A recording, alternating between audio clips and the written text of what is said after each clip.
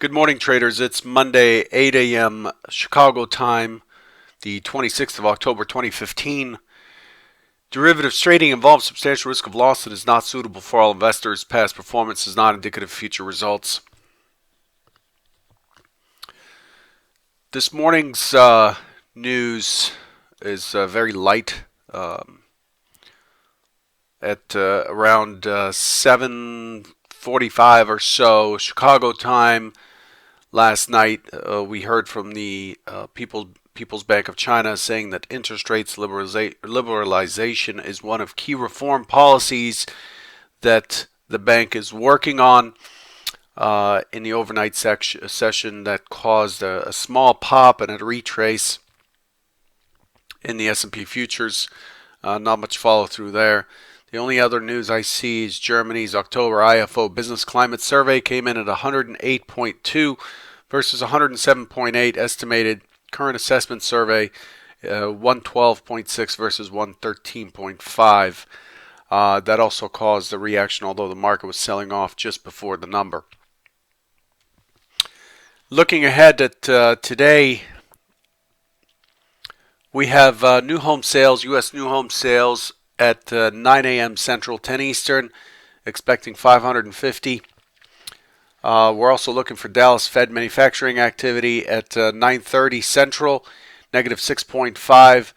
Other than that, it's a pretty light calendar. I don't see any speakers. There's a few auctions, the usual auctions, 3-month and 6-month T-bills. But other than that, we don't have much influence from the calendar today. Since it's Monday, let's look at the week ahead. Tomorrow, we're looking for European M3 supply, UK GDP, US durable goods, Case-Shiller services PMI, and consumer confidence. ECB's KERS to speak Wednesday. Riksbank rates, FOMC rates, ECB's Prate, Visco, and Constancio to speak Thursday. UK nationwide housing prices, German unemployment and CPI, European economic confidence, US GDP, pending home sales, and Fed's Lockhart Friday, European CPI, unemployment, U.S. personal income and PCE core, Chicago PMI, and University of Michigan, Feds Williams and George. So there's stuff peppered here throughout the week, Tuesday through Friday. So it's likely to give us a little bit of movement as the market anticipates what these Fed speakers and European events that take place will lead to. Let's switch gears now to the technical picture. Let's go over Friday real quick. So Friday's Trader Bite was looking for the market to open out of range, was looking for it to climb up, make a higher high, but overall the expectation was for the market to walk itself back towards the prior day's range, potentially test this 2051 area. If it extends, it would probably get down to 2046 and then 2045.50. I'll share the weekly profile chart to see how that was outlined and what it ultimately looked like in the weekly profile. But overall, we got this kind of a sluggish open with what looked like a small drive to 2071.50. Remember, 2084 is a key level above. And the market was then left to drift back to the other side. We ultimately ended up extending the range down, leading me to expect that we would likely continue lower and head towards that 2054 prior day's high as the key target. We do have a gap zone here, and it pulled back to the mid, a nice mid setup there, and it ended up pushing to 56.75 and then unable to continue. Note the taper on the profile, very, very orderly, trading a very orderly auction, and as prices advertised down, there was less and less participation by sellers and therefore the market started to turn and auction back up.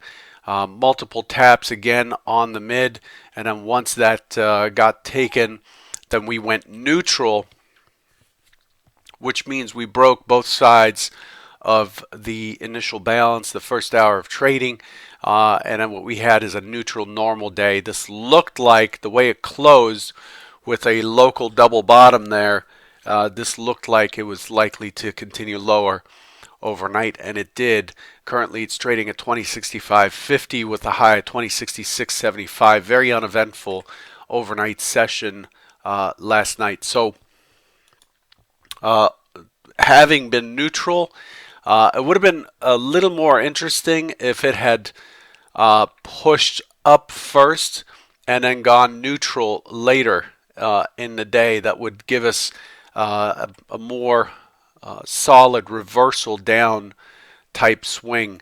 Let's look at the weekly profile and show you what was expected given how it's behaved historically. So you can see that Thursdays in the green here have been very busy days. We tend to get prolonged profiles on those days. You can see Thursdays extend quite far into the profile, with Monday, Tuesday, Wednesday being more back and forth days. And what we've done in the past here, if I zoom in a little bit, what we've done in the past is once we've pushed up on Thursday, you can see the green go all the way up. We have gone through and pushed the next day's high. The next day we would have pushed a Thursday high, and then we would have rotated back. We've been rotating back on Thursday's action. So you see that 2 weeks ago. You'll also see it up here. You have a Thursday that went from down here. Sorry about the yellow. Let's switch that up a little bit so you can see it. There we go. So you could see the Thursday started way down here and traded all the way up here. That was a Thursday 2 weeks ago. And then Friday, what does Friday do? It takes out Thursday, rotates up. Again, we're back into the thin range here, and we filled in the gap that was existing here. I showed you where that gap was before. And then Friday tends to rotate back onto Thursday's range and fills that in. This was what was expected on Friday, but Friday we gapped up a fair amount, and we did end up rotating down, but not quite enough. We did not end up closing the full gap that we left behind, and then we ended up in what looked like a pretty balanced sideways unexcited market type of trade. So overall, we did end up making that, having that rotational day after a trend day. It's a market at rest, but overall it did not really accomplish much at all. Let's lose some of this noise. And so you can see here we've got a gap above us. We've got a gap below us. We have the 2084.50 above us. We are in this area from before, from 820 and 819. So we're trading in this area here and are aiming for 2084.50 above, and we have a gap below us at 2057 quarter to 2055.75. This comes from the late August sell-off.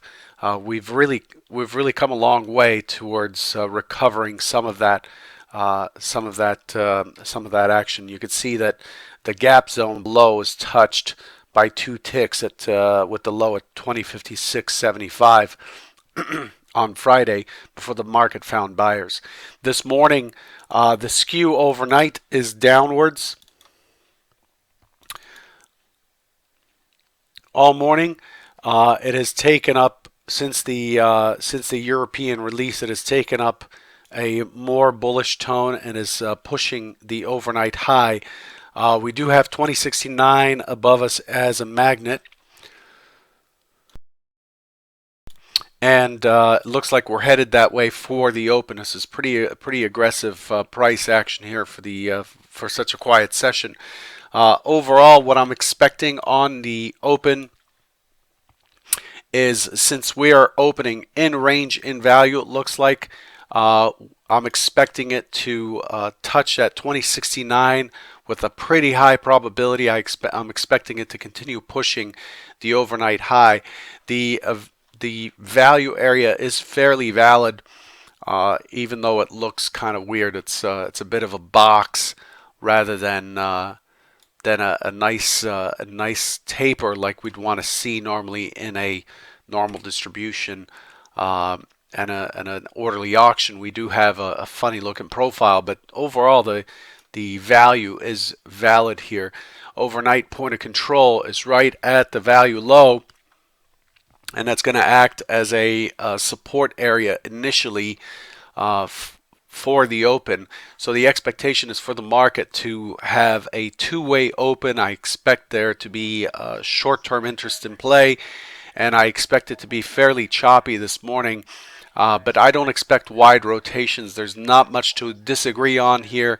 The market has basically said that it has seen last Friday's value and range and is happy with it. There's no news or any event that has pushed the market out of here. And so it's likely to continue Friday's auction and really focus in the middle here for most of the morning. 2 days of balance, and the third day has is a significant probability of breaking. I'm looking for a break lower later this week. I expect the market to repair some of the action that we've had so far. We do have a big target above us, a big area to shoot for, and of course the all-time high just above us as well. So if we look at the profile here, you could see that we're deep into the heavy volume that we were in July before the sell-off. So we're essentially resuming that auction, and so we're looking for 2084 to be obtained at some point. But I expect this to pull back. Even if it pushes up. Even if we do continue to push up, I expect us to pull back and recheck these areas. I expect it to pull back all the way down to the 2030, 2040 area before it's got the fuel to continue higher and make new all-time highs. That's over the next week or two or so. But in either case, today the expectation is for it to be fairly quiet. If we compare the action in the ES to the NQ had a neutral day as well, but the NQ, because of the Amazon, Google, Microsoft releases, had a really big close on Thursday and Friday. The attempt lower Friday was very weak. They basically had a failed auction at the low after resting here for a long period of time, and then the rotation up was pretty strong on the way up, and the profile has a very different shape. This morning the NQ is starting out at 46.15, just above value and inside of the range. I expect that open to be turbulent as well, because there's really nothing new to price in. Oil has dropped quite a bit. It's trading 44.44 right now. It keeps pushing the most recent lower prices.